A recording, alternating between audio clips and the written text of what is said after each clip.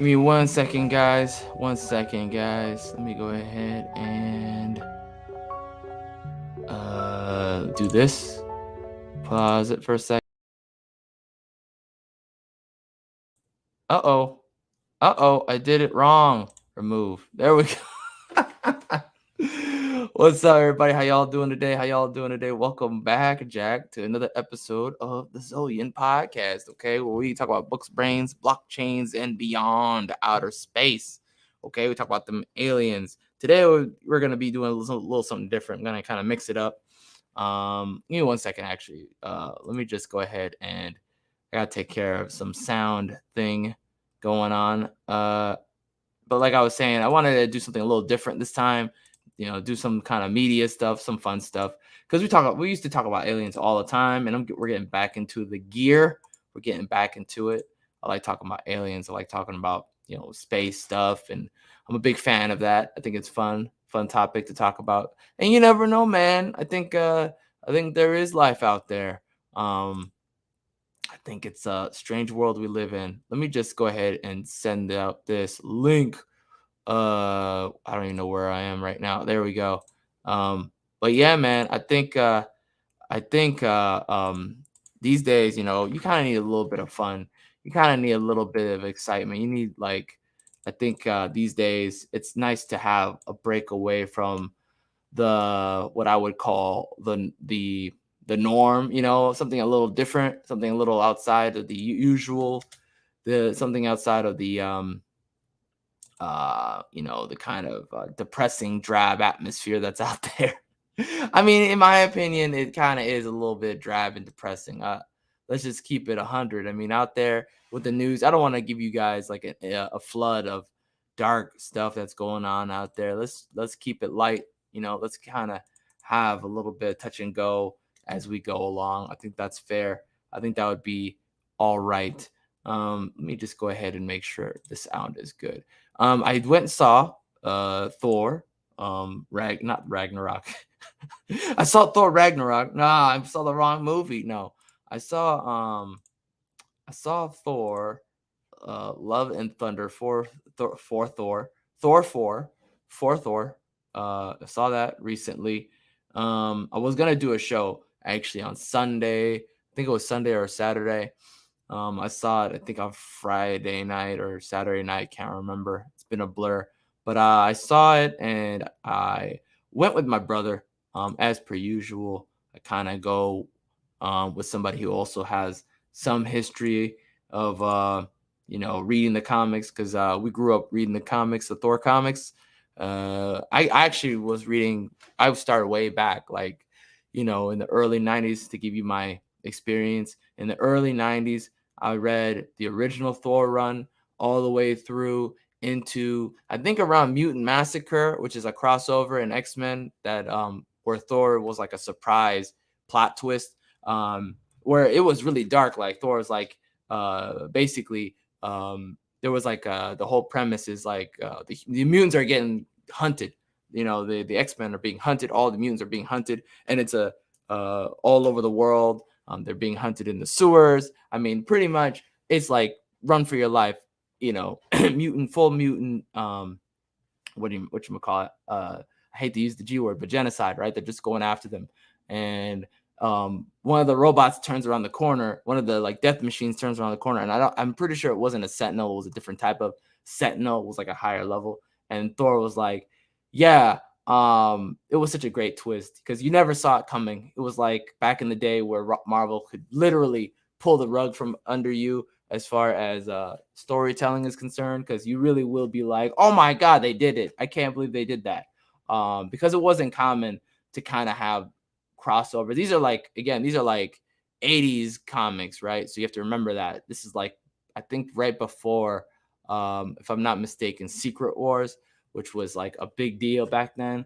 But when I read it, it was just a few years after, and I remember vividly reading the part where Thor is like, I don't know who these mutants are, but you found the wrong one. So it was such a great twist, because back then Thor was kind of a big heavy hitter, the kind of like very masculine protagonist who stood for what was right. He basically was in my opinion, what Superman is like the Superman stand-in, right? But with a fantasy twist, a fantasy element to it, a more macho twist. I hate to say it like that because it sounds weird. Kind of implying Superman isn't a macho, but he is. It was just it's just one of those. Is that thing still streaming? Hopefully not. Okay, I'm sharing. I was like, am I still sharing a screen? I think I am. I'm gonna go and do that. I think that's fine. Should be good now.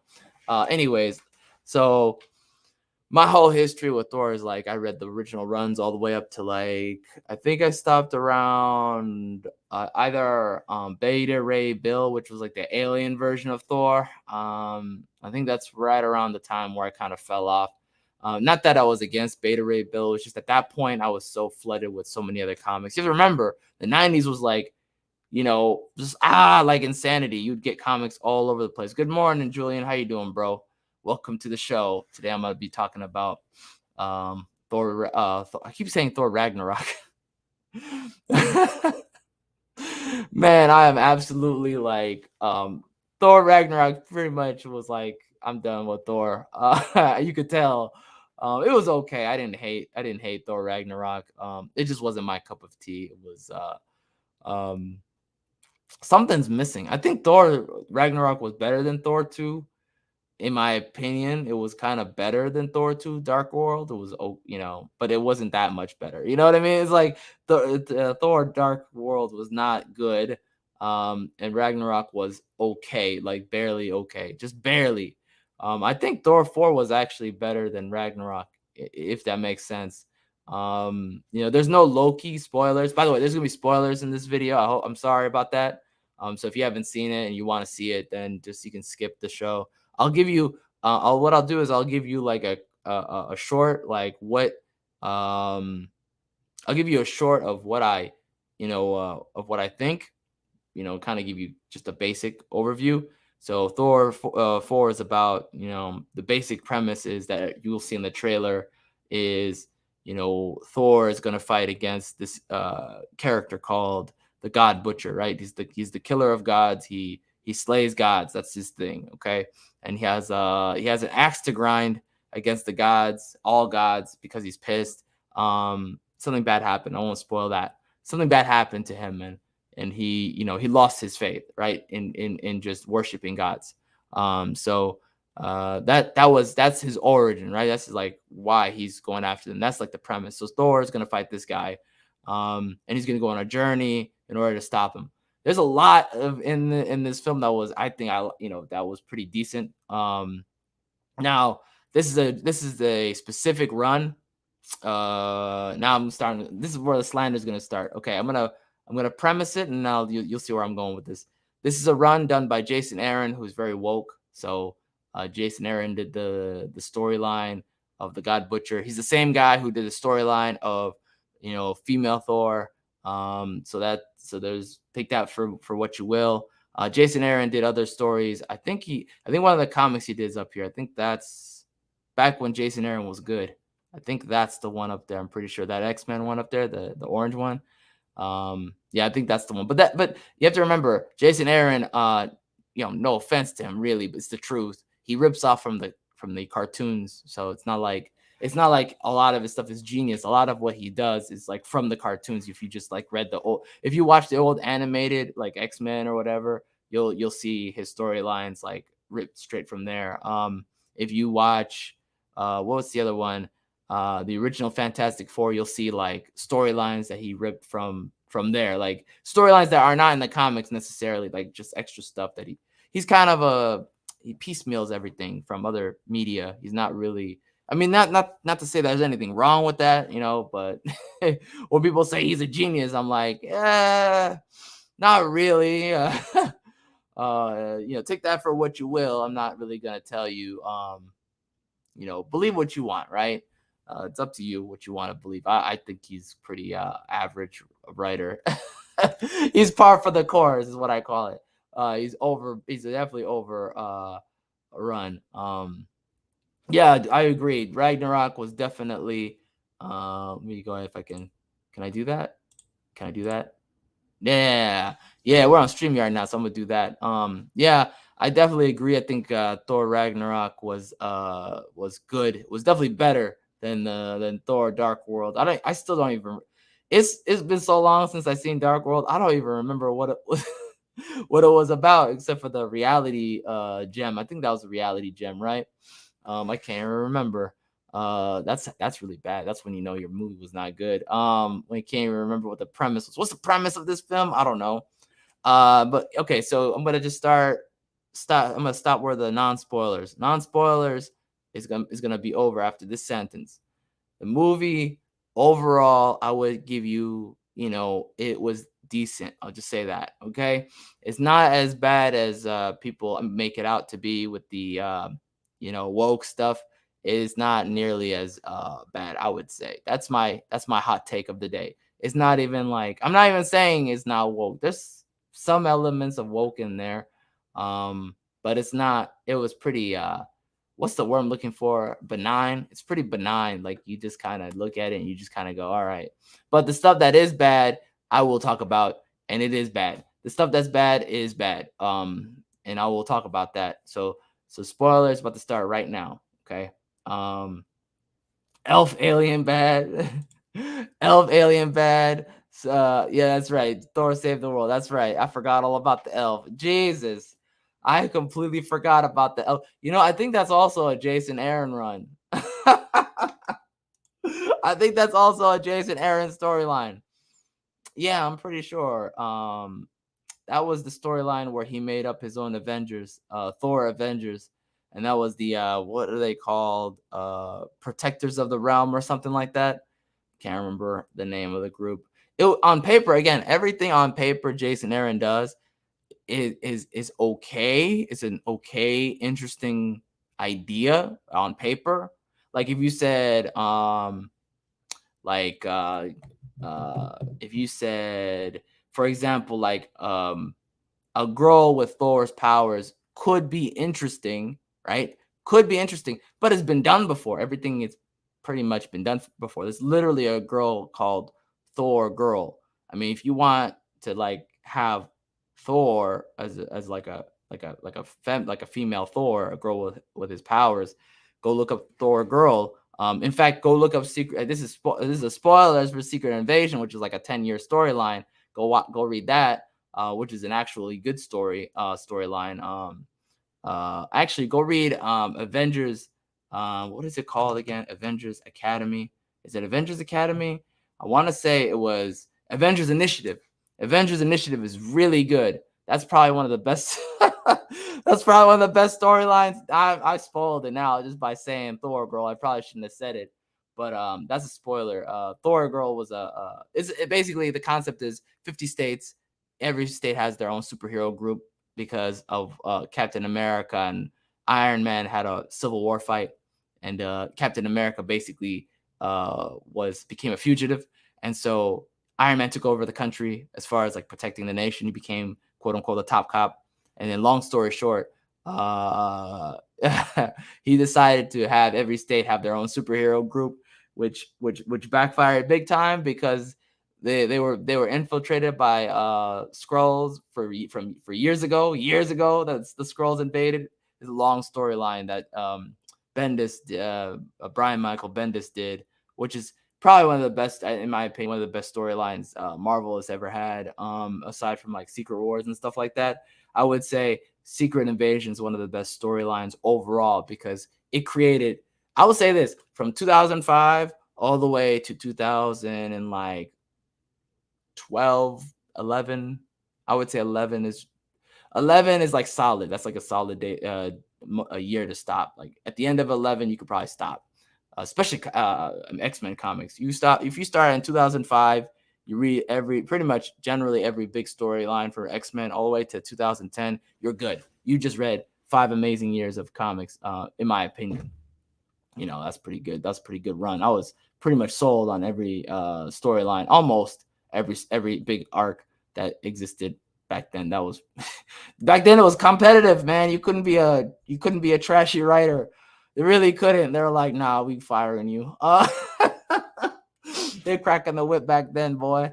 I don't know why, but they were, and it worked. Anywho, we went way far out. Go read that if you want to read about like a Thor girl. That's actually good because that storyline was a good twist. They spoilers. I mean, I'm just gonna spoil it. She was a Skrull. It was a great twist because you're like, how can there be a girl who has Thor's powers? That's the trick. That doesn't exist. She was never real. It was great. It was a great twist. I think that was one of the best ways to do it. If you're gonna do like a woke storyline kind of thing, like, oh, you're gonna do a woke thing, then you pull the rug from under the people who are like, not like, who don't understand continuity. You pull the rug. That's how you tell a good storyline. Somebody who doesn't know history, you pull the rug from under them, and then you have a good story. Like, you literally validated everybody who's been reading the comics forever. They're like, oh my god, of course. Oh, you're back on the bus again. All right, okay, we trust you now. You know what I mean? You're gonna give faith now because the writer knows what he's doing. Anyways, I go out there. That's the problem with like talking about comics. You go out there and then you got to reel it back in again. So we're gonna start talking about the Thor. The storyline for Thor is straightforward in this film. It's basically Thor has to travel, the galaxies or cosmos to get help. In the beginning, it's about him trying to like find meaning in life, right? He's kind of like lost his edge. He just lost he's become complacent. He's just trying to figure out what to do with his life. He's just not whole again, right? Something's lost its luster. Like fighting has just been like whatever. He's just he's in a slump ever since the Infinity War thing. And he hasn't like bounced back, right? That's the whole concept. And long story short, he decides to answer a distress call that came in back home, which is on Earth or whatever, right? Where the new Asgard is formed, right? And that's a storyline that I think that's a Bendis storyline, if I'm not mistaken, where Asgard starts their new home in Oklahoma, if I'm not mistaken. But they make Oklahoma look like Wyoming. I don't know why they did that, but it basically is Wyoming, but they call it Oklahoma, which is whatever. That's the problem with comics. They just are like, how do I say this in a nice way? You can kind of tell they're not that well traveled. Because I was looking at that. That's not Oklahoma. That looks like Wyoming. That looks like it could have been Nebraska or or even Montana if you really want to be in some scenes, in some comics. Anyway, they always draw that Oklahoma area different. My point of the story is he runs home. He sees that there's an invasion of some sort. The God Butcher is attacking them. The story starts out with basically the God Butcher. That's the premise. That's the prologue. Is the God Butcher. Is a regular guy who loses his daughter, and he's kind of like he's distressed, like he's praying for this God to help him, and the God he's worshiping is like I think it's a sun god in the forest or in the jungle, and he's laughing at him, and he's like, dude, you're whatchamacallit, you're insignificant. I don't care. You're a joke. You should be worshiping us anyways. I'm not going to give you anything, and basically you could tell Christian Bale lost it. That was it. That was the last straw. He became Pat Bateman now. And long story short, there's a god behind him that's dead. That's why they were celebrating, was they finally got the sword of the God Slayer or whatever, the blade. I forgot what the name of the blade was. It's basically the God Killer blade. Like, it's a blade that kills gods. And, the blade was calling to him. And he basically grabs the blade, he kills the god. And that's when he transformed into the God Butcher. And he wishes, he swears to kill all gods or whatever. And I don't know how long ago that was versus when he's actually, go on the attack. I'm sure it wasn't that long ago, I'm guessing. But anyways, he attacks the village. He attacks the Asgard. Thor goes in there, and Thor goes in there and he encounters Jane as Thor, and then they kind of give you the background of Jane having cancer, and basically she was desperate. Now Jane was acted by Natalie Portman. I gotta say, Natalie Portman did a better job as Jane in this film than she did in that first film or any of her other appearances. Maybe it's the money. I think probably the money now is so much that she pretty much is like, you know what I mean? Like I'm gonna take a wild guess and assume that it's because the money's so good now that she's like giving it her best shot. And just a disclaimer that she does die in the end. I just wanted to say that because people have been speculating like, oh, Jane's she's gonna come back and she's gonna be the new Thor. She's gonna take over. It's like, nah, she's not taking over. It was a one and done deal. I don't think they could afford to make Natalie Portman the new Thor. They really can't afford to lose that cash cow of Chris Hemsworth. I don't know why I called him Crims. That was weird. I think people overreacted. I'm much more jaded. I look at it like it's a corporation, guys. I think Jane Foster as Thor was never gonna be a thing, like a full-time thing. It just wasn't ever gonna be that way. I think it was just gonna be temporary. At best, I think it was gonna be like maybe another film at best. But I really, just seeing it immediately, I knew there was no way they were gonna make that into a what do you call it, a full-time thing. Like now there's a possibility in the future that they could do that, right? There's always a possibility. Nobody can predict the future, but I just had a feeling for this round, this phase or whatever, they weren't going to do that. That's just suicide for their business. They already know. And also, Natalie Portman historically is finicky, so like they're not going to keep her on a contract. She does what are those films called?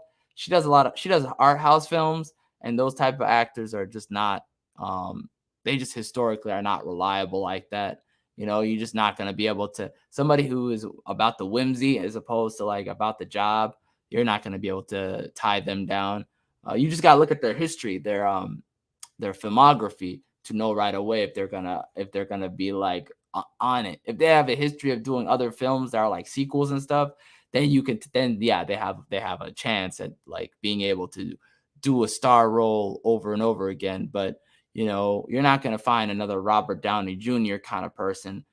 That's few and far between, especially if the actress is like doesn't have like that history of like grabbing the audience and just like keeping them, keeping their attention.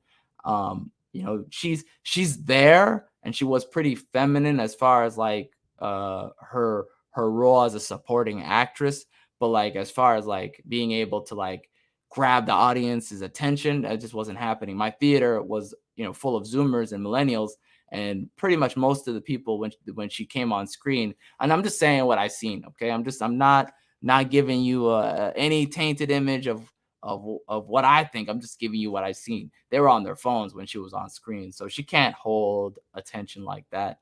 It just is what it is. Chris Hemsworth can. He was holding the screen. People were not watching their phones when he was on screen doing stuff. I mean, it was pretty evident. I would see the heads go up whenever Thor was on screen. But if it was her, it's just like people were tuning out. So that happened.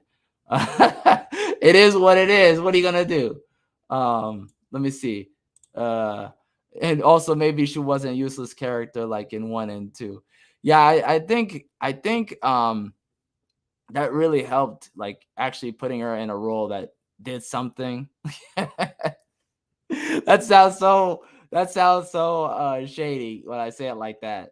I mean, what are you gonna do? Like they put her in a role in 2 that's just like whatever.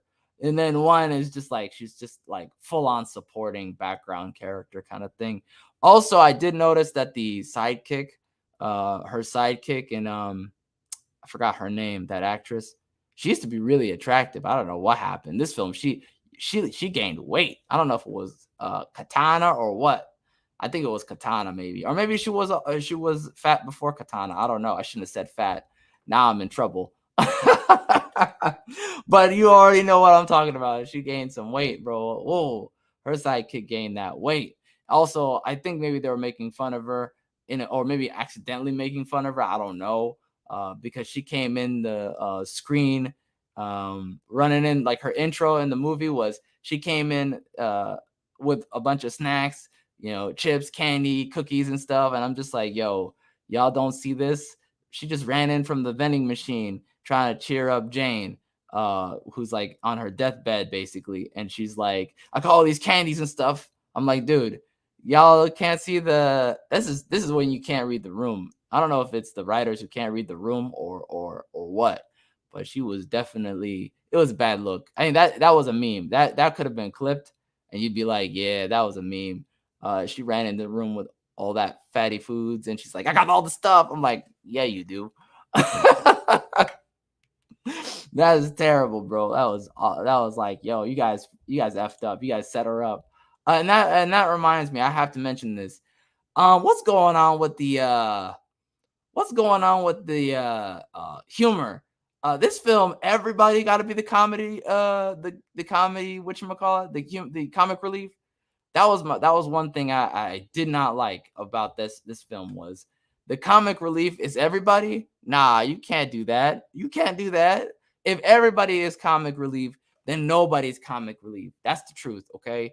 It's not a comedy film, okay? Yes, there should be humor. It's a Thor movie. There should be some sort of humor. I get it. I'm not like one of those guys who's like, it's gotta be always like, dark and gritty. Like I get it, have some sort of, it's Taika Waititi directing it. It's gonna have humor, but like every character should not be a humor character. For example, Valkyrie with her depression and stuff. If you want me to sympathize or empathize or whatever with Valkyrie, oh, pardon me. Give me 1 second, guys. Sorry about that. I didn't realize I got a phone call. Give me 1 second.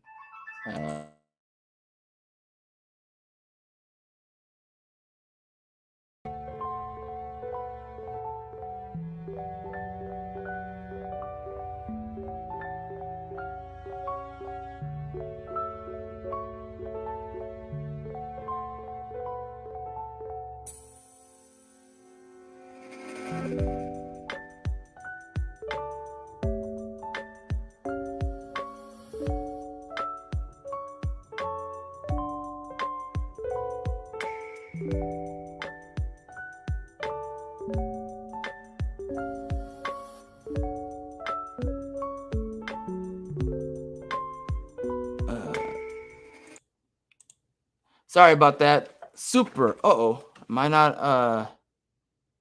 I should be on, right? Let me know if I'm on. I think I'm on. Super unprofessional. Oh my God, I lost people. I'm sorry. Oh Lord, have mercy. What happened, y'all? Good God, can't even do a stream. Can't even do the show anymore now. People calling me and stuff is ridiculous. Anyways, what was I talking about? I lost my train of thought. So let me look at mine. I had a note somewhere here. Oh Lord, have mercy. Oh my God, I think it was something about comic relief. Yeah, everybody got to be comic relief. You can't do that, man.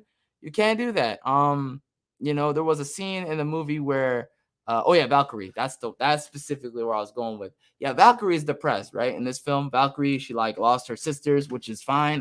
Which is terrible, when I say it like that. Yeah, she lost her sisters, and that's fine. I'm good with that. No, she lost her sisters, and that's an okay storyline. She's depressed, and she's got that kind of thing going on. You can kind of tell it's like a simmering, like when someone's depressed, but like they're being professional about it. They're being like they're being even chill. They're trying to like keep it on a low. Like you can tell like the vibe of that person has changed. They kind of are like on a downward slump. They're depressed, but you just, they don't want to involve you. They don't want to pull you in out of respect. That's how she was, but they kind of did it with a humor twist all the time. And it's like that weird, like if you're going to do depression or whatever, don't make it funny if you want the audience to take that person seriously. If you want me to not take them seriously, then absolutely make it humorous. It depends on what you want to do. It's all about intent. And I feel like they really messed up like her character with that intent. It's like humorous. With the other character, the other comic relief guy, I think his name is Krog, the rock guy who lost his own race of people as well.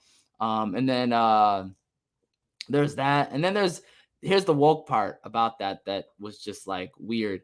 He's telling the story about how like these rock guys procreate, talking about how they get together, and it's basically rainbow fun time for the rock guys. They're rainbow rocks, guys. I just want to let you know that they're rainbow rock people. Okay. They should actually be colored rainbow. Oh no, don't. That's a joke. That's a terrible joke. Don't do that. But that's basically what the joke. And she's like at the same time depressed, and he's like trying to cheer her up with that. And I'm like, dude, this is terrible. So do you want me to take and this is another layer of like insult like to themselves. It's like, if you want me to take rainbow people seriously, then why are you making these jokes about how they get together? And it's just like, okay, so which is it? Take them seriously or don't. You gotta pick one. You can't you can't do both. You can't do both. You can have one. I'm gonna take you seriously, I'm gonna not take you seriously, but you can't try to play both sides. It's never gonna work. You're gonna lose every time. You're gonna have unintentional jokes being made at your expense. Kind of like what they were doing with Valkyrie. So that happened. You know the answer. Oh man. Oh, what's up, 89? How you doing? Hope you're having a good day. Yeah, that's so funny. What's another thing? Okay, Christian Bale. Let's talk about Christian Bale real quick. Christian Bale was good. He was good in this film. He was a good actor. As per usual, it's Christian Bale. He did the damn thing. He did his thing. In fact, I would even say they wasted him. I'm going to say that. I think there wasn't enough gore, which sounds weird when I say it like that. It could be twisted into a different thing. They misused him, I think. They misused the character Gore. Because Gore, whenever he shows up in the comics, somebody dies. I mean, that's pretty much his thing. He shows up. It's like a horror movie. He shows up, people die. He shows up, something bad happens, right? It's like a consequence kind of thing. He's kind of a consequence character. He's not like a character you can kind of like throw out there and everything will be okay. It's not like Dr. Doom. Like Dr. Doom shows up on the screen. That doesn't mean that people are gonna die, right? As far as like the comic books, but when Gore shows up, people do die. Like that was his thing in general. That was kind of his thing. That's the whole point of him being the God Butcher, is to be taken seriously in that way. And that's kind of like I think that goes all the way back to the new run of Thor, that first issue, which was really good. It's really good to a point. I recommend it if you want to try it out. I mean, it's online. People have posted that comic a billion times online if you are inclined. But anyways, Christian Bale did good. He was a very good actor, especially in the end with the whole daughter thing. That was really good. I don't want to. Should I spoil this part? Fuck it. I'm going to spoil it. The whole thing. I'm spoiling the whole thing. So if you're not intending to watch it, then it's all good. If you've already seen it, then by all means keep watching. It's up to you, right? Why is it an ambulance? Something's always happening when I'm doing this stream. This is ridiculous now. So Christian Bale goes all the way to eternity, which is a cosmic entity that gives wishes, basically like Dragon Ball. He's like a genie. You go to eternity, you make a wish, you get your wish. But to get to eternity, you need to do a couple things, right? He needs Thor's axe. Basically, he needs Thor's axe, Stormbreaker, which is made of Bifrost. I think it's Bifrost, which is where I forgot the giants, the ice giants come from. So I don't know if you remember that's where he got parts of Stormbreaker was from the Bifrost from back in I think it was Infinity War. I want to say that was Infinity War. I think so. But anywho, that's an aside. My point is he gets Thor's axe. But before he gets Thor's axe to do that, to go to eternity, he actually captures Thor and the girls, the Jane Thor, and also what's her name? I forgot her name. Tessa Thompson as Valkyrie, which we'll talk about in just a second a little bit more. But when they captured them, that was a really good scene. That was probably the best scene in the movie, in my opinion, as far as a Gore being threatening, like a real threat. He was locking them up. He was basically telling them their own secrets back to them, their own fears back to them. And it really sold it to me. I was like, this is good. This is definitely Gore. Bale is really doing a good job as being a terror, and you went full Pat Bateman on them. It was good. I like that part. He was about to break Jane and Valkyrie. To be honest, I think he broke them. I think he kind of broke them. He pulled a Batman Dark Knight Rises Bane on them. Like it's almost flipped now. It's like Christian Bale became the Bane. He like put them in these how do I say this without sounding like I'm about to be in trouble?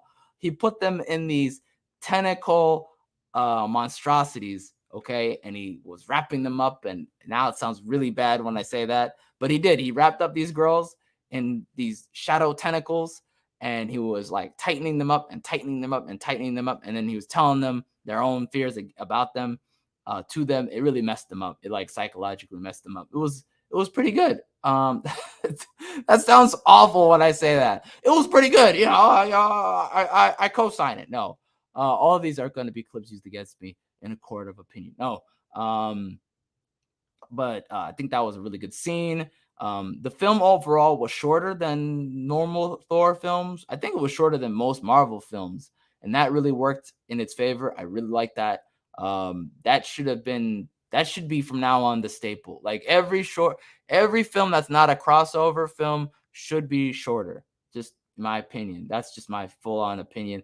Spark 55 says that sounds like a BDSM party. Yeah, it pretty much it pretty much was. It was pretty I was like, what is happening? Is this really happening? It was kind of crazy. I was like, all right, that's a lot.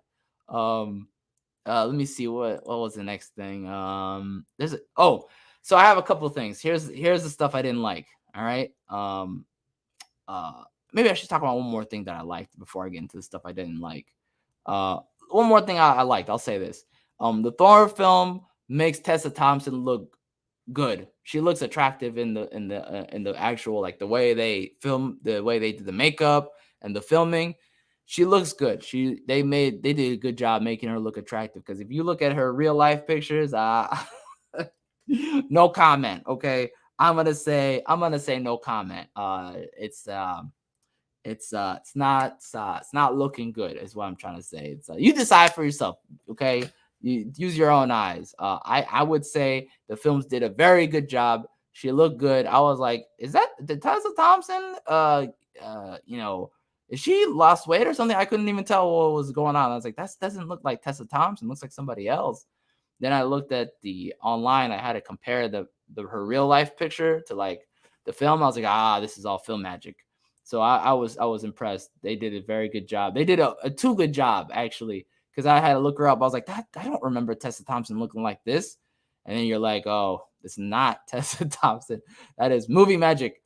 So good job on that. I was very impressed by that change up. Let me see. What else? Was there anything else that was good? Eternity. Let's talk about Eternity before I go into the bad stuff. Eternity was well designed. I've never seen them do a cosmic character looking good. I was shocked. I was so surprised. Eternity literally looked like from the comics. I was shook at how like well done. I was beside myself. I said, "Wow, they really did it. They put the comic on the screen, and it looks good. It don't look cringe." I thought for sure Eternity was gonna look cringe, like Uatu the Watcher, like they were gonna do the Uatu thing. And I forgot where I saw the Uatu. Oh yeah, early Avengers movies. I think they did Uatu, and it was cringe. I was like, ugh, get me out of there. I'm leaving this theater. So there's that. All right, that's enough of the good stuff. Now we're gonna go into the bad stuff, and there's a lot of bad stuff. But I'm gonna try to keep it short and to the point because I don't want to harp on it. I already talked about everyone being comic relief. That was bad. Um, so okay, so they capture the kids. All right, the kids who are the Asgardian kids, which we'll get into in a minute about that. But they captured the Asgardian kids, right? Gore did, and he did nothing to them, which is fine, right? I'm not saying that he should have, as far as like the genre, right? Again, if this is a kids film, I understand that you don't do anything bad to the kids. It's fine. Not advocating for that. But if you're gonna go and do gore, don't have Gore be the one to take the kids. Figure something else out. Use another side villain, something like a sidekick. Do something, because that's out of character for Gore. He would not do nothing to the kids. I'm sorry.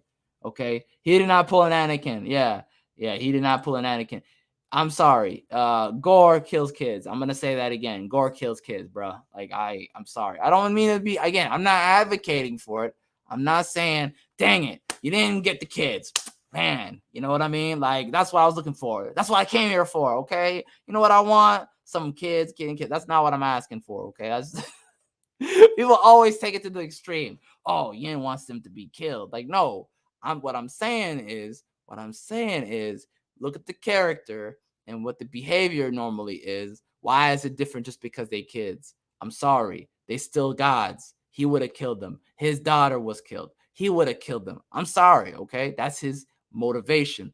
He's like, I'm gonna make them feel what I feel. That was his whole thing. And even in the comic books, he was always about like, he was a real, like, in a weird way, he was like an equalist. He's like, what the yin happens, we're gonna get the yang happen. Okay, I lost my kid, you lose your kids. That's what do you call it? Cosmic. He's, in a way, he's like Thanos. It's like a cosmic balance. I lost my child, you didn't care. You lose your children, I don't care. That kind of thing, right? That's who he is. He's that villain. That's why he's such a dangerous villain. You know, he's not like your typical garden variety villain. He was a guy who played for keeps. He was I call them short-term villains, because this is a villain who's going to leave a long-lasting impression. What was that other villain? Bane. Bane in the comics he is not as dangerous as Bane in the Dark Knight Rises, right? I mean, as Bane was dangerous, but he's not like that dangerous in the comic. I'm sorry. In the movie, he played for keeps. He did a lot of things that were, you can't come back from. He changed the dynamic of Gotham in that film. It's the same thing. Gore changed the dynamic of Thor, of the Thor comics. It was different after Gore. I'm sorry, it just was. There was no going back. I think that's why the Jason Aaron run in the beginning was so good, was that, like, you kind of created a new dynamic of Thor, right? So and then I think that's probably a big reason why female Thor was kind of taken not well at all, because he went back into it's almost like he kind of shot his own foot. Like, he created a dark world, and then he effed himself by, he undermined himself by creating this, like, comedic, rah rah whammon kind of world that wouldn't survive in the dark world he created in the first run of his Thor run. I'm just saying, that's just how it is. Let me see what's the next one. This is kind of messed up, but it's the truth. We're gonna go into it. So, are the Asgardians aliens, or are they Viking gods? We need to, like, they need to decide. Marvel needs to decide. Pick what you want. Okay, I don't care if they're aliens. Cool, I can buy into it. If they're Viking gods, you gotta change it up. You gotta, it's gotta be more on the nose with the comic books, the original comics. Like, you can't, because by the time, see, the thing is, they're mixing the two, and they want to rush things, and that you just can't do that with Thor. You got to pick one, right? So in the old Thor comics, they were Viking gods. They were ethnically white. That's just period. Okay, that's how we understood them, right? That's how we were presented Thor. They were Viking gods for the first, like, for the longest time. Like, I think the first 100 issues, it was just straight up like they're Viking gods. There's no, like, what's the term I'm looking for? There's no, like, implication that they were aliens. I have to double check that. Let me double check that. I'm like almost 100% sure there was no implication that they were like full on aliens. They were just gods who could travel through space, right? And that was like the theme of it was more of a cosmic fantasy as opposed to a space fantasy. There's a difference. Space fantasy is like they're aliens, they fly in ships and blasters and guns and Star Wars basically. And then cosmic fantasy is, Elden Ring. If you're familiar with Elden Ring, it's Vikings and Lovecraft kind of mix, right? Space is kind of a more heaven kind of thing. It's a more mysterious, shadowy, cosmic, mystical kind of thing. That's where the bridge, instead of like having like ships, that's where the bridges come from, like riding on your horse on a rainbow bridge in space. That's where that comes from. It's that kind of thing. That's what cosmic fantasy is. It's the old guard, right? It's kind of like taking Tolkien and kind of combining it with Lovecraft, and then that's where it comes from. And so now I'm getting way into the weeds of like what Thor was, and then what it became, and then what it is now. And so you got to pick one. You can't have it both ways. Marvel had the benefit, the comics, they had the benefit of all these years. You can do that. You can slowly turn them into aliens if you have 50 years, right? 40 years or 30 years of like continuity of consistent storytelling. That's the manga approach, as the kids say. That's the manga approach, where you take a story, it starts one way, and you slowly over the course of like thousands of stories get to this part where you're like, oh, they're aliens. Then you can make people buy into ethnically different types of Asgardians or whatever, because that's like thousands and thousands and thousands of stories. It's like the story of humanity. Eventually you're going to have different types of subtypes and subgroups of of a variety, and that's just eventually going to happen. I mean, whether you agree with it or not, it's just an eventuality of what's going to happen. People are going to go and intermingle and all that stuff. And so that's where that storyline comes from in the comics, of like them being kind of like more ethnically different. And I think the problem was they're trying to speed this up, and it's just not going to work that way. It's just never going to work that way. So in my opinion, if you're going to do like, because movies take a long time to make, and there's going to be less of them, and then comics is just inevitable. It's a mathematical thing. You need to just have it be one thing, and then just stick to that one thing, and then grow your storyline from there eventually, right? It's just, you just can't speed that up. It's just impossible to speed that up and then have people buy into it. So I can buy them being aliens if you started them as aliens, or if you at that point then just make them Inhumans. You don't even need to do Asgard, in my opinion. At that point, Inhumans were ethnically different. There's a ton of immortals that aren't even like that are basically gods, that aren't ethnically one way, like ethnically white only, right? They're not is that homogenous? They're not homogenous. I almost said monogamous. Monogamous, yeah, that's appropriate. No, homogenous, right? And so that it's just a more difficult buy-in, right? You're just creating anything that creates a more a barrier to like buy into the universe. It's just going to be a harder sell. You're just creating yourself more work. I don't know why you would do that, in my opinion, but whatever. So there's that. What else is there? There's one more thing that's a big thing, but I don't want to get into it yet. Let me see if there's another thing that had to do with the immortal stuff. I think Inhumans would have been better. I think it would have fit better with the theme of what Thor is, as opposed to the Asgardians. Because in my opinion, the Asgardians, they should have just been like, they're killed, right? They already died. They're done. Now doing humans, right? Okay, Thor has to protect humans or something like that. I think the Asgard stuff is over. In my humble opinion, it's just kind of, it's the end. We saw them die pretty much. That ship, when it exploded, I mean, that was when Thanos came in and slaughtered everyone except Thor. How am I supposed to buy into the fact that they're survivors? Come on, what are we doing here? the guy was thorough. It's Thanos. He's not gonna be like, oh yeah, let me go ahead and leave these kids alone. No, it's Thanos. He don't care. He's a bad person. He's not a good guy. He's not gonna be like, I have morals. That's not how that works. Okay. I don't understand this. This is such a weird timeline that we live in where people are like forgetting the major things of like what the characters are. I'm like, what are you doing? It's Thanos. He doesn't stop for like a kitten, okay? He's gonna step on the kitten. All right. He's a bad guy. That's what it means to be a bad guy. They don't do good things. It's not like a gray area. This is a, pretty black and white kind of character. He only cares about his kid. That's the only difference. That's the difference. The last thing I'm gonna mention is a big one.